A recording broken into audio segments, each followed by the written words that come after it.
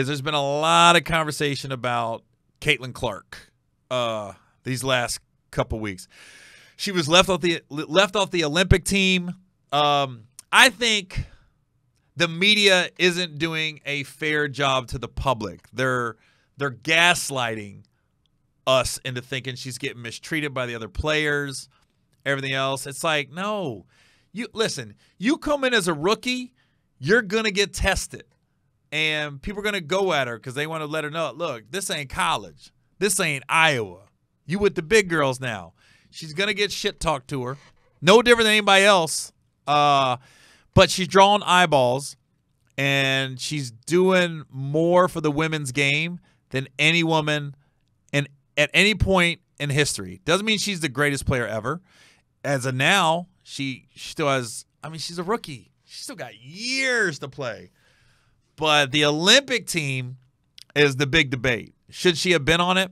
Now, I do understand. I saw I think it was Rebecca Lobo or somebody was breaking it down how the girls selected for the Olympic team, they've been doing like international games, tryouts, practicing together for like the last couple years. And they've been like slowly weeding it down till they got 12 girls that are going to be on the team. So in that instance, I understand it. But I also know that if you put Caitlin Clark on the Olympic team, I guarantee you more people are watching the women's than the men's during the Olympics this year in Paris. Some people are just an anomaly. It goes back to, but these are the rules. You got to earn your stripes. You got to pay your dues.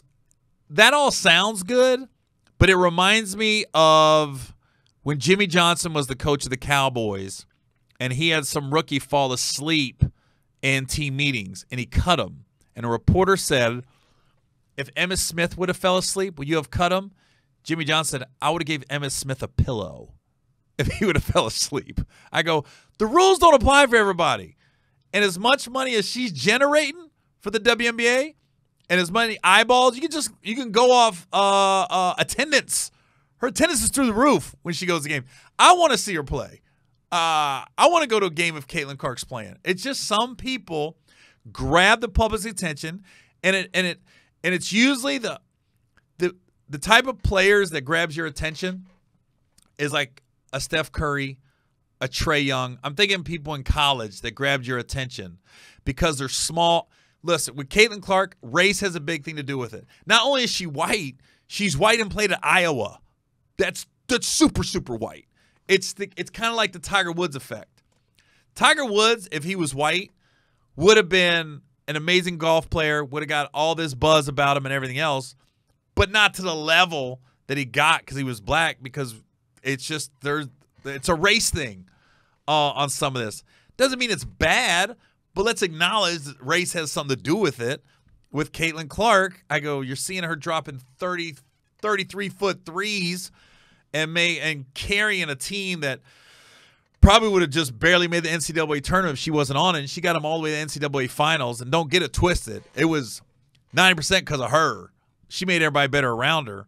And it's just like, I would have put her on the Olympic team. I would have been like, I would have put all the girls aside as the Olympic coach, as the other players. Like, look, we're gonna embrace her. We're gonna bring her in. She's gonna make us a lot of money. She's gonna make it's. Here's my thing. Everybody, WNBA, they want this equal pay, which they're never going to get with the NBA. Let's stop. But they want to get paid more. They want to be treated better. You have a cash cow right now. You got a girl that can do all that. She can up everybody's pay. People are watching WNBA at a rate. They're sometimes the lead story on ESPN, which has never been the case. You finally get it, and you don't put on the Olympic team. I say you make a rule just to have a 13th player, and you just say if somebody else comes along that's selling out and you're moving games to bigger arenas because you don't have the capacity to fill the gym you're playing in, yeah, there's always exceptions to the rule. There's no like this is how it is. It's black and white. It's done. You always make adjustments. Reggie Bush just got his Heisman back, so I would have put her on the team. And I just think they missed a golden opportunity to just it would have probably been the most watched women's Olympic game ever. We'll see what the ratings are. It'll be decent, but it ain't gonna be what it would if she would have been on the team. I just think they're biting the hand that feeds them. And you got it's no different when I'm going back to Tiger Woods here because that's what it reminds me of. Caitlin Clark has a Tiger Woods effect because race has something to do with it. I'll never forget when Tiger Woods got in all the trouble with his wife and everything, and a lot of those golfers who I think are complete hypocrites was coming at Tiger, and John Daly of all people was like, "Look, I want Tiger out there because when he plays, everybody makes more money, and the endorsements are higher."